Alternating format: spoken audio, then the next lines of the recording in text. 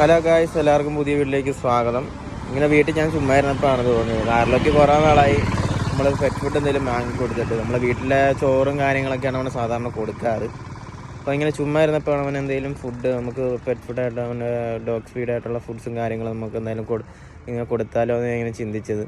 അപ്പോൾ എന്തായാലും എൻ്റെ കയ്യിലുള്ള പോലെ ഞാൻ എന്തെങ്കിലും ചെറിയ രീതിയിലുള്ള ഒരു പെറ്റ് ഫുഡ് അവന് വാങ്ങാൻ വേണ്ടി പോവുകയാണ് ഗൈസ്.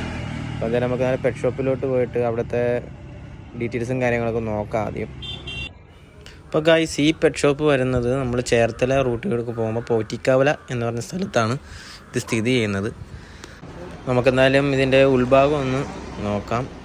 ഇവിടെ അനവധി വെറൈറ്റി ഐറ്റംസ് ഉണ്ട്. പപ്പീസിനായാലും ക്യാറ്റിനായാലും ഫിഷിനായാലും എന്ത് ആവശ്യത്തിനുള്ള ഫുഡ്സും ഇവിടെ നമുക്ക് അവൈലബിൾ ആണ്.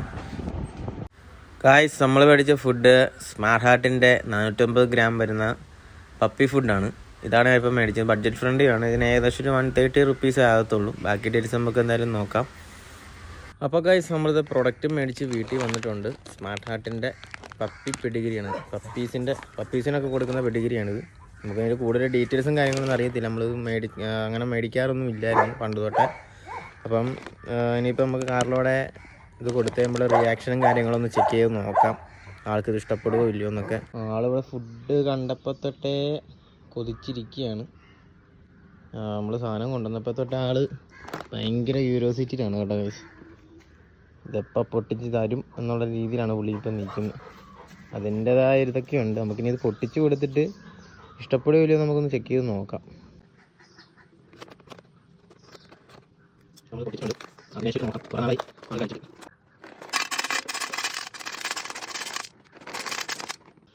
ഇനി നമുക്ക് ഇത് കൊടുക്കുമ്പോൾ എങ്ങനെ ആൾ പ്രതികരിക്കുന്നേ കഴിക്കുന്നേ എന്നൊക്കെ ഒന്ന് ടെസ്റ്റ് ചെയ്ത് നോക്കാം.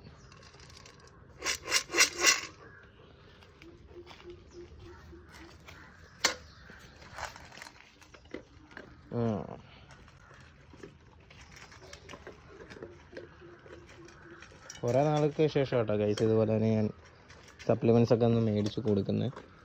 ഇനിയിപ്പോൾ എന്തായാലും നമ്മുടെ ഉള്ളതനുസരിച്ച് കൂടുതൽ പ്രോട്ടീൻസ് ഫുഡും നല്ല രീതിയിൽ ആളെ ഒന്ന് റിക്കവർ ചെയ്ത് എടുക്കണം. ആ ഒരു മെൻറ്റാലിറ്റിയിലാണ് ഇനി മുന്നോട്ട് പോകാൻ ആഗ്രഹിക്കുന്നത്. ആൾക്കിനി നല്ല രീതിയിൽ ഹെൽത്തി ഫുഡ് ഐറ്റംസ് എല്ലാം ഇനി മുന്നോട്ട് ആവശ്യമുള്ളതാണ്. ആളുടെ അസുഖങ്ങളെല്ലാം ഭേദമാണെന്ന് നിങ്ങൾ പ്രത്യേകം പ്രാർത്ഥിക്കണം.